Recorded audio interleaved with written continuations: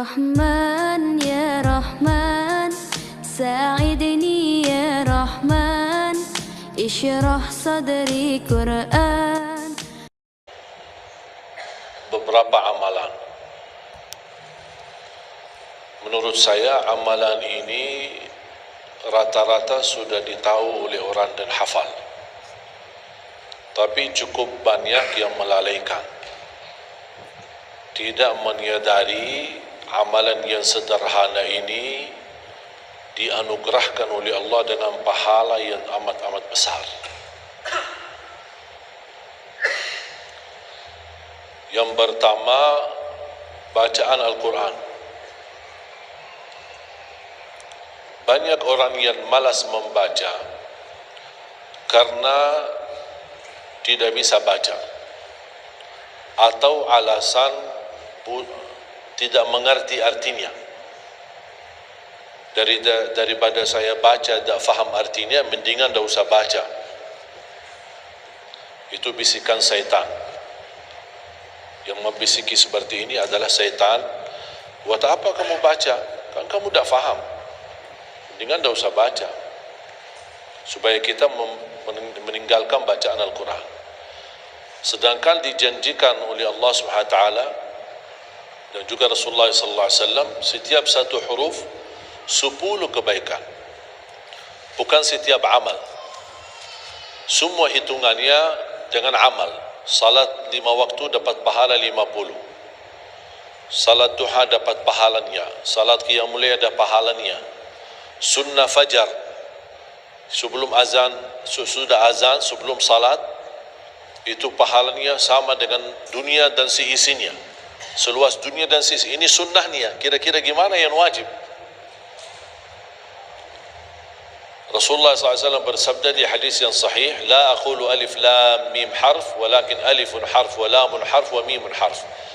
Alif lam mim bukan satu huruf, tapi alif satu huruf, lam satu huruf, mim satu huruf. Cuba kalau kita baca setiap hari satu halaman aja, berapa kita mendapatkan nilai pahala? Hitung, silakan. Bawa kalkulatornya dan hitung sendiri. Tak ada yang sia-sia di sisi Allah. Membaca Al-Quran walaupun tidak memahami isinya, tetap terhitung setiap satu huruf 10 kebaikan. Berarti anda tidak sia-sia membaca Al-Quran walaupun tidak faham. Ada orang membaca tapi berbata-bata. Dia merasa salah bacaannya, keliru. Dia sudah berusaha belajar tapi itu kemampuannya. Didatangi syaitan, dibisikin, salah mulu bacaan kamu. Tak benar bacaan kamu. Wakaf ibtidak tak benar, panjang pendeknya tak benar, apalagi hukum tajwid tak benar. Bisa keliru, bisa dosa. Astagfirullah, dosa ya. Udah, terima kasih syaitan. Malah dia terima kasih lagi sama syaitan. Dibisikin, didengarin, diterima, langsung dia rubah, tidak baca. Alasannya takut dosa. Padahal ada berita gembira dari Rasulullah SAW, al-mahiru bil-Qur'ani ma'as safaratil kiramil barara. Yang mahir dalam membaca Al-Quran, nanti di hari kiamat dia bersama malaikat safara kiram barara. Terus ya Rasulullah, gimana keadaan yang berbata-bata itu? Gimana? Walladhi yatata'ta'u fihi wa huwa alaihi syaq lahu ajran. Barang siapa yang membaca tapi masih berbata-bata dalam bacaannya, bukan dosa, justru 2 pahala. 1, karena dia mau baca Al-Quran. 2, karena ada berbata-bata, kesulitan dalam membaca. Allah menghargai kesulitan, Allah berikan pahala. Berarti tidak ada rugi sama Al-Quran. Semenjak saya mengambil keputusan tidak memegang HP, saya sadari betapa banyak kita rugi berjam-jam, berhari-hari, berminggu-minggu, bahkan bertahun-tahun kita jauh dari Al-Quran. Aku heran ketika mendengar ada orang yang bisa lewat 1 bulan tapi tidak khatam Al-Quran. 1 bulan, 30 hari, berarti minimal setiap hari 1 juz. Dikali 30 hari 30 juz. Ada orang 1 tahun dah khatam-khatam. Syukur kalau khatam di bulan suci Ramadan.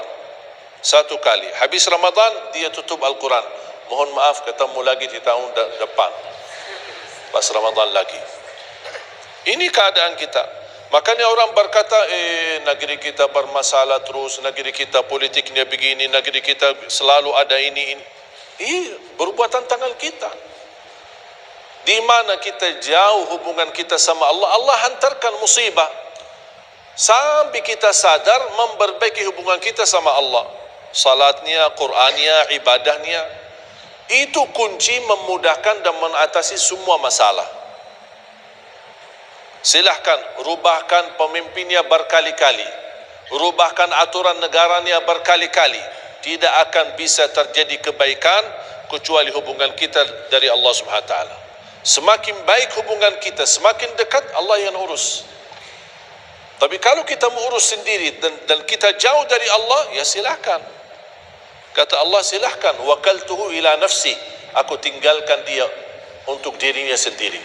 Dan siapa kira-kira yang bisa mengurusi dirinya kalau bukan pertolongan Allah SWT?